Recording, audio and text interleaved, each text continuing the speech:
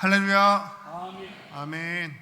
네, 계속해서 우리 지금 여름 성경학교가 진행되는 가운데 있습니다. 보면 아이들이 이렇게 쭉 앉아 있는데 우리 성도님들께서 같이 격려해 주시고 또 기도해 주셔서 오늘까지 진행되는 여름 성경학교가 무사히 마칠 수 있게 되기를 간절히 소망합니다. 계속해서 위임하고 나서 교회에 대해서 이야기를 하고 있었어요. 5월 달부터 한 달 반 정도, 2달 가까이 교회론에 대해서 쭉 설교를 해왔습니다.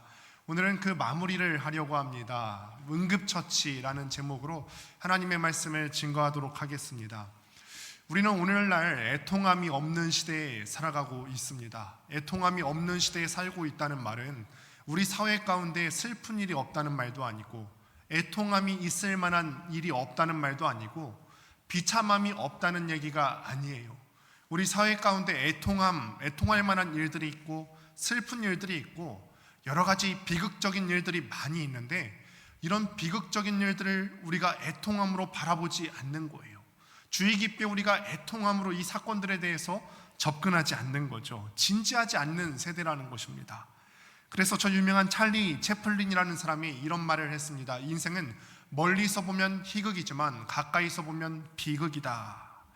멀리서 보면은 우리의 인생을 놓고 봤을 때 그냥 좋은 게 좋은 거지, 애써 힘든 일들도 굳이 힘들게 바라볼 필요가 있을까? 좋은 게 좋은 거지 하면서 흘려보낼 수 있지만, 우리의 인생을 가까이서 보면은, 그 내막을 살펴보다 보면은 참 힘든 일들이 많고 비극적인 일들이 많이 있더라는 말입니다.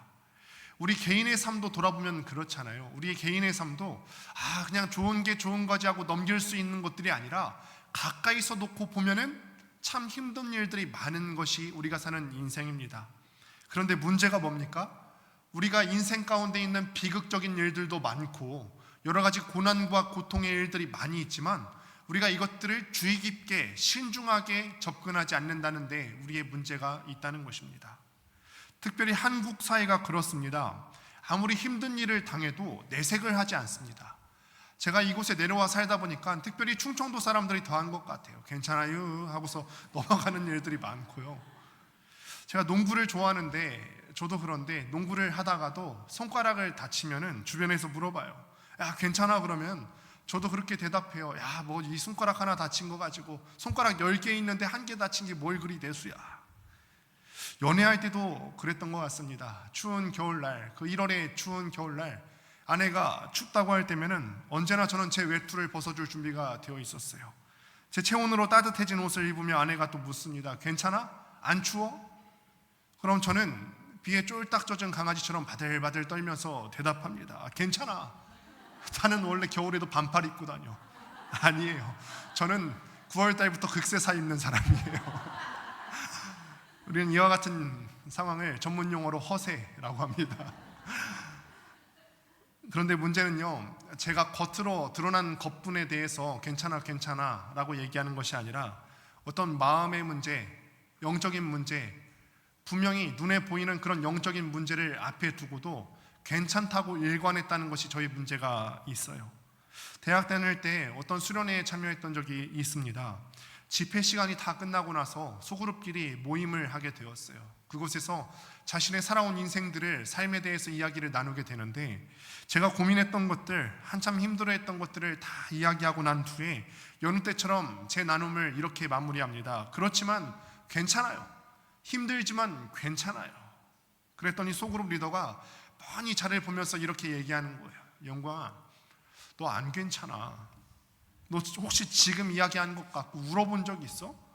가능하면 오늘은 수련회 일정 다 마친 후에 하나님 앞에 나아가서 좀 울어보면 어떻겠니? 이 말이 아직도 제 귓가에 맴도는 것 같습니다. 저는 그때까지 내가 비참하고 힘든 시간을 때때로 겪어오는 것은 맞지만 나만 겪는 것 아니고 다른 사람들도 다 이 정도는 겪어왔고 울 생각을 하지 못했어요. 괜찮다. 이런 영혼의 문제가 있어도 나는 괜찮다. 이런 심각한 마음의 문제가 있어도 나는 괜찮다.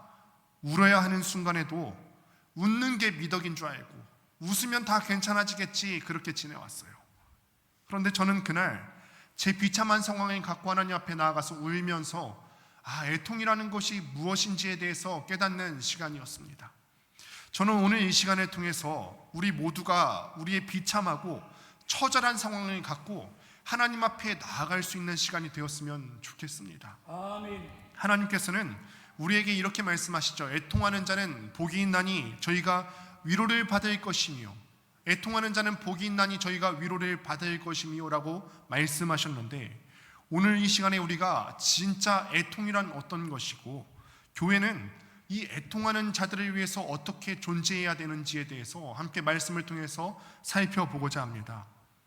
오늘 우리가 함께 보신 마태복음 5장은 예수님께서 산상수훈, 그러니까 산 위에 올라가셔서 제자들을, 무리들을 가르치신 내용에 대해서 나오고 있는데, 그 산상수훈 중에서 특별히 팔복이라고 알려진 부분에 대해서 말씀을 하고 있습니다.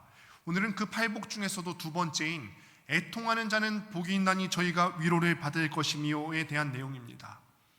우리가 팔복이라고 들었을 때 팔복에 대해서 오해하는 부분들이 많이 있는데, 그게 뭐냐면 팔복이라고 할 때 복에는 8가지 종류의 각각 다른 형태의 복이 있구나, 이렇게 생각을 한다는 거예요. 복은 8가지 종류의 다른 복이 있구나, 이렇게 우리가 오해를 많이 합니다.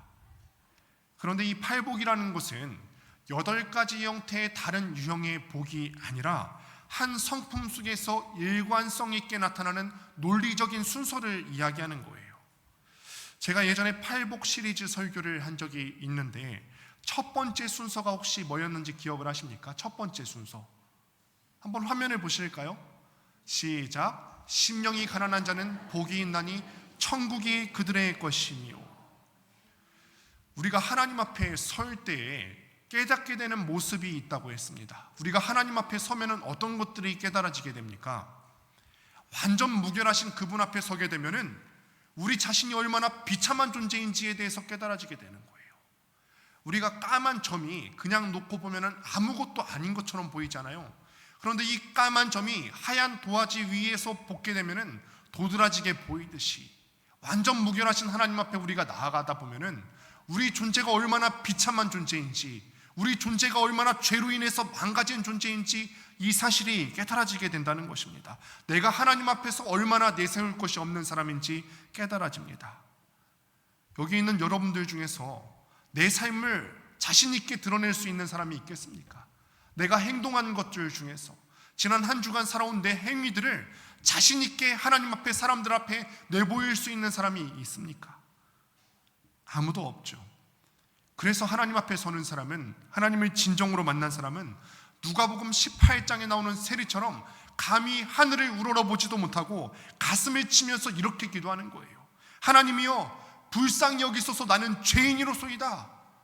하나님 앞에 서보니까 자기 존재가 내세울 것이 없고 자기 존재가 정말 비참한 존재라는 사실을 깨달아져서 하늘을 우러러보지도 못하고, 부끄러워서 하늘을 우러러보지도 못하고 가슴을 치면서 이렇게 기도하다라는 것입니다. 이런 세리의 모습대로 심령이 가난하다, 이게 팔복의 첫 번째 복이라고 했습니다. 그러면 이 심령이 가난한 사람이 하나님 앞에 섰을 때 느끼는 감정의 상태가 어떤 것이 되겠습니까? 애통하는 거죠. 내가 하나님 앞에 서보니까 잘난 것이 없고, 하나님 앞에 서보니까 드러낼 것이 없으니까 비참한 상태가 보이니까 심령이 애통해요. 그래서 심령이 가난한 자 나옴에 나오는 팔복의 두 번째가 애통하는 자에 대해서 나오는 것입니다. 그러면 우리는 오늘 시간에 애통에 대해서 함께 살펴볼 것인데, 애통이 무엇입니까? 우리가 애통이 무엇인지를 정확히 알기 위해서는 애통이 아닌 것들을 먼저 살펴볼 필요가 있습니다. 토마스 왓슨이라고 하는 사람이 애통과 비슷하지만 애통이 아닌 것들을 5가지 형태의 것들로 정리했는데, 첫 번째로는 절망입니다. 절망은 어떤 거죠? 어려운 일들이 처했을 때 우리 마음 상태가 그런 거예요. 나는 끝났어. 나는 더 이상 소생할 수 없어. 나는 더 이상 일어날 수 없어. 재기할 수 없어. 자포자기의 심정을 가진 상태를 얘기합니다. 여러분, 하나님 앞에 애통하는 심정을 갖는 것과 절망을 갖는 것은 전혀 다른 문제입니다. 하나님께 애통하는 마음으로 나아가는 사람과 절망감을 가진 사람은 전혀 다른 사람이에요. 하나님께 간구하며 나아가는 사람은 그래도 이런 마음이 있죠. 하나님께서 내 인생의 주관자가 되시고 내 인생의 인도자가 되시기 때문에 지금은 어려운 중에 있어도 분명히 인도하시는 바가 있을 거야. 희망과 믿음을 갖고 나아가는 것이지 절망을 갖고 나아가는 것이 아니란 말이에요. 두 번째로는 위선적인 애통입니다. 위선적인 애통을 했던 대표적인 예로는 사울의 경우를 들을 수가 있습니다. 사울은 그의 평생에 걸쳐서 하나님 앞에 참 많이 회개했던 사람이에요. 정확히 얘기하면 회개하는 신용을 했던 사람입니다. 제가 신용이라고 한 이유는 사울이 애통하면서 하나님께 회개했지만 그 회개가 한때뿐이지 그의 전 인생을 놓고 봤을 때 반복적으로 그 잘못된 행동을 했기 때문에 그렇습니다. 이것을 위선적인 애통이라고 해요. 세 번째로는 억지스러운 애통입니다. 여러분들, 우리가 기억해야 될 것이 있는데 슬픔이나 눈물도 과장될 수 있다는 겁니다. 과장될 수가 있어요. 저는 기도회를 인도할 때면은 신경 쓰는 부분이 하나 있습니다. 그게 뭐냐면 억지로 눈물을 짜내려 하지 않는다는 거예요. 물론 하나님 앞에서 내 모습을 정직하게 바라볼 때 하나님 앞에 애통하는 심령 때문에 우리가 눈물이 나올 수 있겠습니다. 애통하는 모습 때문에 하나님 앞에 통곡할 수 있겠습니다. 하지만 기도할 때 처음부터 울기 위한 목적으로 기도를 시작하지 않는다는 거예요. 우리가 하나님 앞에 추구해야 할 것은 하나님 앞에 정직하게 나아가야 되는 것이지 우리의 감정을 과장하는 것이 아니에요.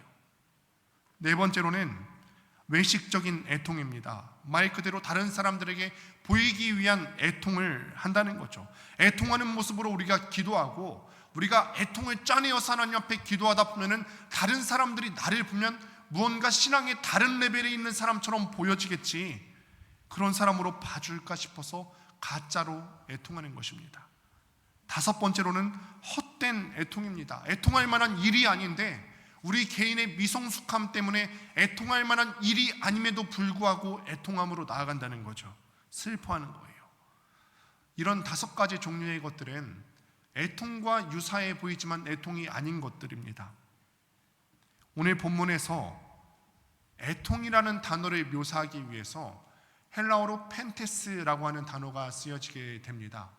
성경에서는 애통이나 고통이나 슬픔이나 괴로움이나 이런 단어들을 표현하기 위해서 9가지 종류의 단어가 쓰여지게 되는데, 이 중에서 오늘 본문에 쓰인 펜테스라고 하는 단어는 슬픔의 강도가 가장 강한 형태의 애통이에요. 펜테스.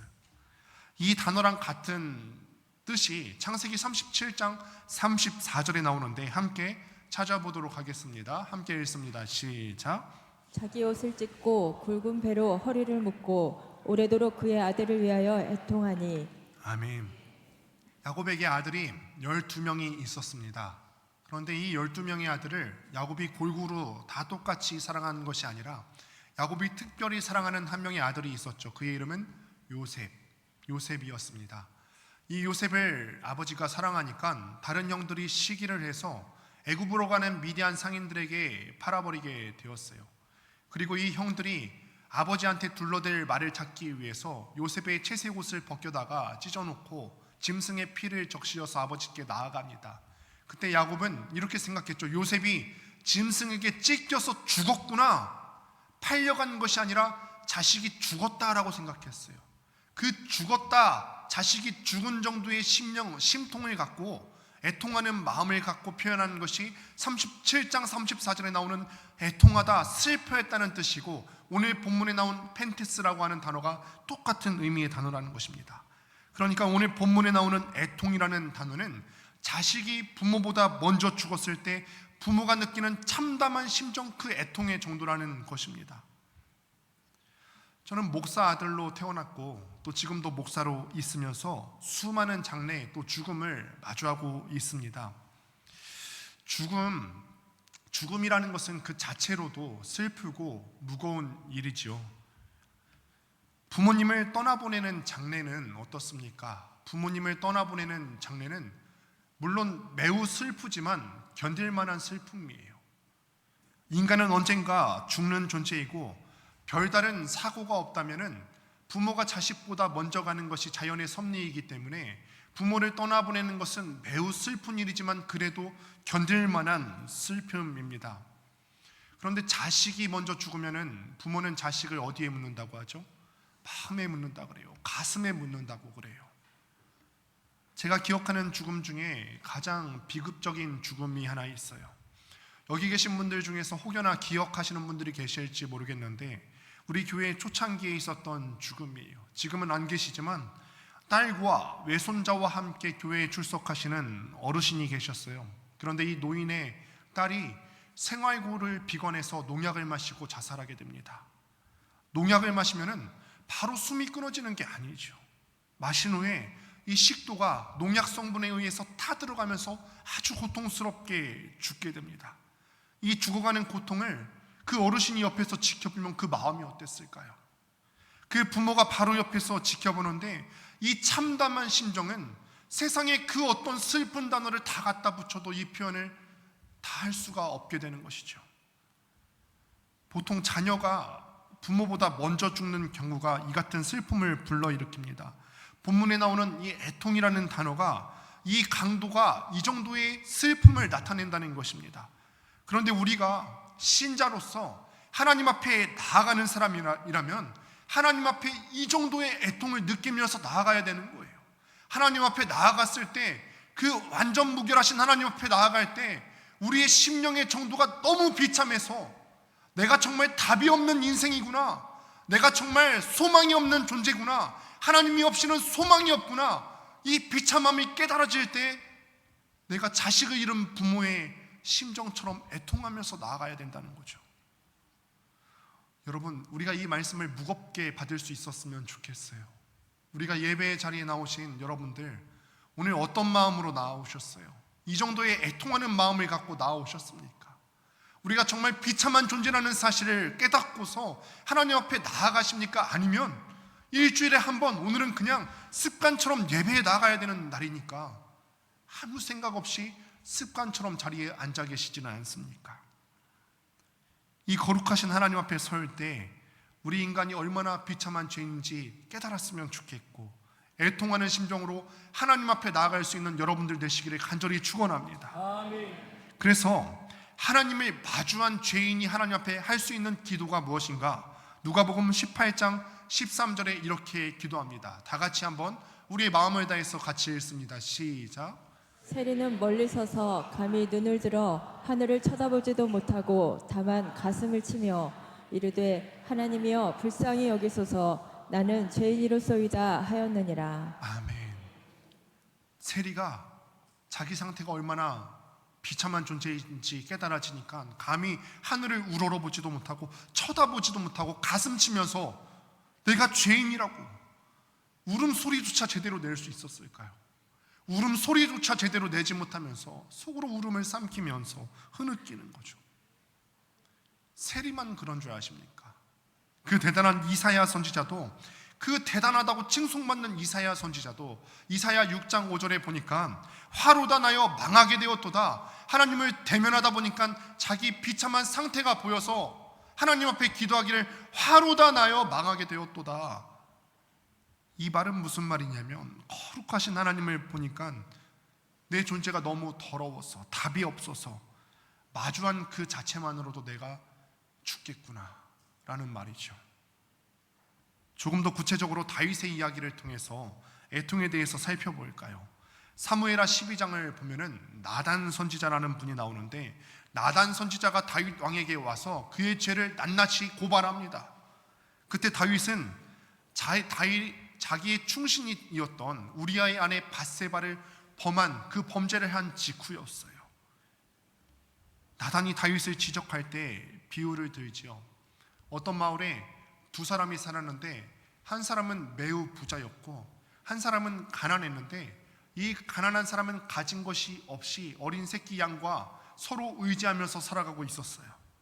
그런데 어느 날 부잣집에 손님이 오니까 이 부자가 자기가 많은 재물이 있음에도 불구하고 자기 가축 중에 한 양을 잡아서 대접한 것이 아니라 가난한 사람의 하나밖에 없는 그 새끼 양을 잡아서 대접을 했습니다. 왕이요, 어떻게 하면 좋겠습니까? 다윗이 그때 화를 냈죠. 아니 우리나라에 그런 사람이 있단 말이야? 당장 죽여야 되지. 그런 사람이 어떻게 있을 수 있지? 당장 죽이도록 해라. 그때 나단이 이렇게 말하지요. 당신이 바로 그 사람입니다.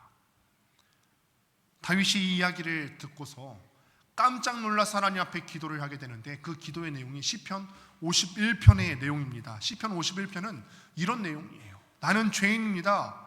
내 안에는 죄로 꽉 채워져 있습니다. 죄를 짓는 것이 내 본질입니다. 내 아비인 그 사탄을 닮아서 죄를 짓는 것이 내 본질이에요. 내 안에는 정직한 것이 하나도 없습니다. 제발 나에게 정직한 마음을 주옵소서. 다윗이 왜 이렇게 놀랐는지 아십니까? 다윗은 원래 이런 사람이었죠. 하나님을 모욕하는 골리앗 앞에 의분이 일어나서 물맷돌 5개를 들고 용감하게 나아갔던 사람이 원래 그 모습이 다윗의 모습이었어요. 그런데 그 사람이 이 죄를 짓는 동안 자기가 죄를 짓는 줄도 몰랐던 거예요. 자기가 하나님 앞에 선한 사람이면은, 하나님 앞에 양심이 살아있는 사람이라면 죄를 지을 때 불편하고 거스르는 느낌이 있어야 되는데 그런 느낌조차 들지 않았던 거예요. 자기 존재 자체가 그냥 나의 존재 자체가 죄로 꽉 채워진 사람이구나, 이 사실을 그제야 발견한 것입니다. 그래서 다윗이 이런 고백을 하죠. 우리 함께 시편 51편 16장 16절 17절 말씀 같이 한번 읽어보겠습니다. 시작. 주께서는 제사를 기뻐하지 아니하시나니 그렇지 아니하면 내가 드렸을 것이라. 주는 번제를 기뻐하지 아니하시나이다. 하나님께서 구하시는 제사는 상한 심령이라. 하나님이여 상하고 통회하는 마음을 주께서 멸시하지 아니하시리이다. 아멘. 우리가 알다시피 구약시대의 제사는 어떻게 드려졌죠? 하나님 앞에 제물을 끌고 나가서 나의 죄가 이 짐승에게 전가시키고 이 짐승의 피로 하나님 앞에 제사를 드렸어요. 그럼 예배자는요, 이 희생 제물이 드려질 때 어떤 마음을 가져야 맞습니까? 저 자리에서 죽임받아야 될 사람이 난데, 저 자리에서 내가 죽임을 당해야 하는 사람이 난데, 내 죄 때문에 내가 죽어야 되는데 내가 하나님 앞에 죄인이구나, 이런 사실이 깨달아져야 되는데, 시간이 지날수록 사람들이 제사에 대해서 오해하기 시작합니다. 제물을 드리면서 내가 저 자리에 있어야 되는데 자기가 죄인임을 깨닫기는커녕 하나님 앞에 드리는 선물인 것처럼 착각해요. 그래, 내가 하나님 나라의 일을 위해서 이만큼 예물을 드렸어, 이만큼 제물을 드렸어, 이 정도 했으니 하나님께서 기뻐하실 거야. 하나님께서 이 제물을 기뻐하시겠습니까? 하나님께 마치 선심 쓰는 것처럼, 하나님께 무슨 선물 드리는 것처럼 제사가 변질되기 시작하더라는 거죠. 제사를 드린다는 것을 하나님 앞에 어떤 자격과 조건을 이루었다는 것으로 오해하는 거예요. 그런데 오늘 말씀을 보니까 하나님께서 구하시는 게 뭐라고요? 상한 심령이라.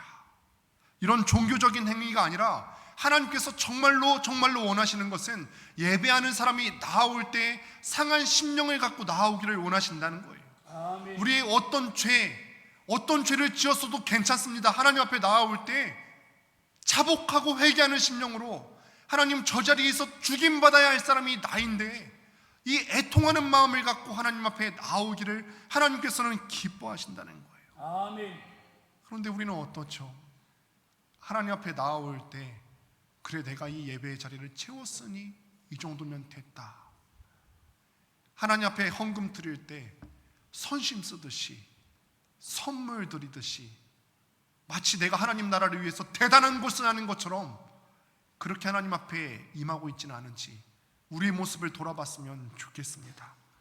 우리가 하나님을 만날 수 있는 유일한 조건은 불쌍히 여겨달라고 애통하는 마음을 갖고 나아가는 것과 애걸하는 방법밖에 없는 줄로 믿습니다. 이렇게 애통하는 자들이 나오는 것, 이런 동질의 사람들이 모여서 한 공동체를 형성하는 것을 우리는 교회라고 부릅니다. 교회. 그래서 교회는 무엇이냐? 애통하는 사람들이 모이는 곳이 교회고, 그리고 이렇게 애통하는 사람들이 위로받는 곳이 교회인 줄로 믿습니다. 아멘. 이전에는 교회에 가면은 어느 교회를 가든지, 조국 교회 어느 교회를 가든지 우는 사람들이 참 많았던 것으로 기억합니다. 수많은 사람들이 자기 삶의 문제를 갖고 기도하러 나아가고, 자기 가정의 문제를 놓고 하나님 앞에서 울면서 기도하고, 자기 건강의 문제, 직장의 문제, 관계의 문제를 갖고 교회에 나왔을 때 울면서 애통하면서 기도했어요. 그런데 언젠가부터 조국 교회 내에서 이런 울음소리가 줄어들기 시작하고, 대신에 이 교회 가운데 온갖 휘황찬란한 것들이 가득 차기 시작하고, 프로그램들이 이 교회를 채우기 시작하고, 웃고 떠드는 소리가 채워지기 시작하고, 웅장한 소리만 채워지기 시작하고, 애통하는 소리가 점점점 없어져 가고 있습니다. 심령이 찢어질 듯이 마치 자식을 먼저 떠나보낸 그 부모의 애끓는 소리가 우리 조국교회 가운데 없어지고 있다는 것이죠. 조국교회가 위기다 하는데, 이 기도의 소리가, 애통하는 소리가 없기 때문에 위기가 아닐까요?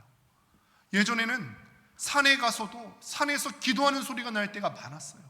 서울에 그 유명한 삼각산이 있지 않습니까? 기도를 하러 자주 올라가는 청계산이나 이런 산도 있지 않습니까? 그런데 조국과 민족을 위해서 우는 사람들이 없어졌어요. 왜 그럴까? 먼저는 아까 이야기했듯이 우리 세대가 진지하게 애통해야 하지 않는 세대이기 때문에 그래요. 우리 사회가 울만한 것들로 가득 찼는데 괜찮아. 정치를 위해서 기도해야 되는데 괜찮아. 내일 아니니까. 교회를 위해서 기도해야 되는데, 심각한 우리의 영적인 상태를 위해서 놓고 기도해야 되는데 괜찮아. 지금 당장 큰일 아닌 것처럼 보이니까. 요즘은 비극조차도 희극화해서 보지 않습니까? 그래서 최근에는 개그맨들의 위상이 아주 눈에 띄게 높아지지 않았습니까? 두 번째로는 사람들이 애통하는 마음을 갖고 교회로 나올 때 교회가 애통하는 그 한 영혼을 바라봐 주지 않아서 그렇습니다.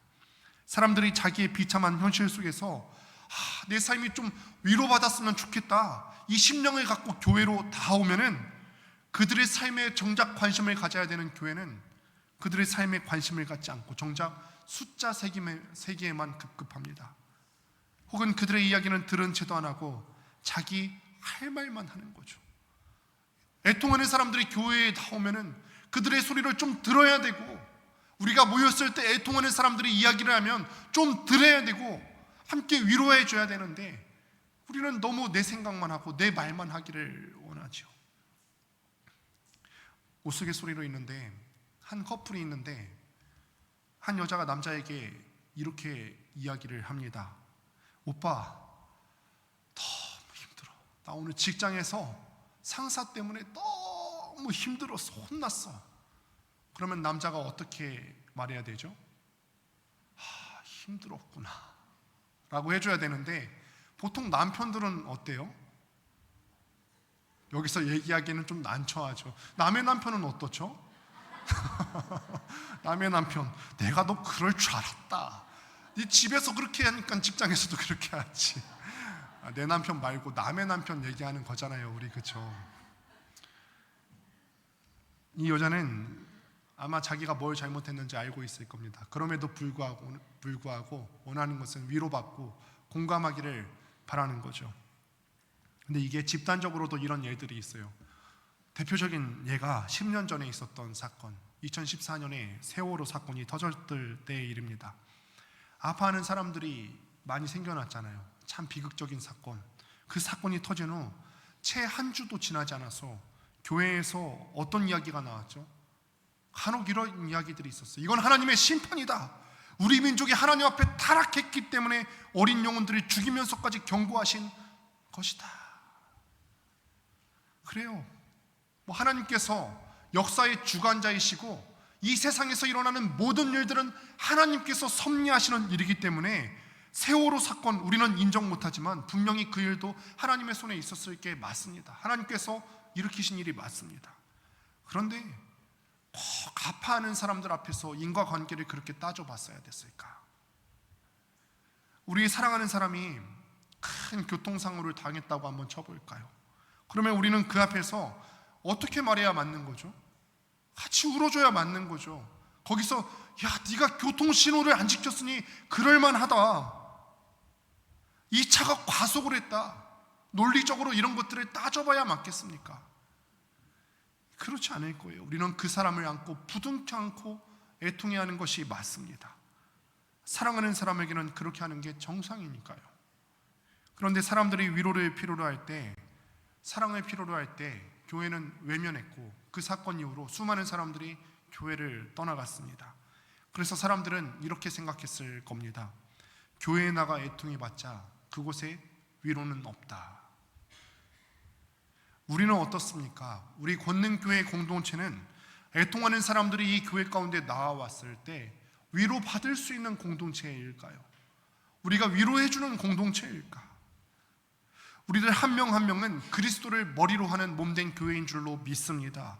즉 교회가 애통하는 자들의 마음을 위로해주는 곳이라고 한다면 여러분들 모두가 한마음 한뜻으로 아파하는 사람들을 위로하고 아파하는 사람들을 책임져줄 책임과 사명이 우리에게 있다는 것입니다.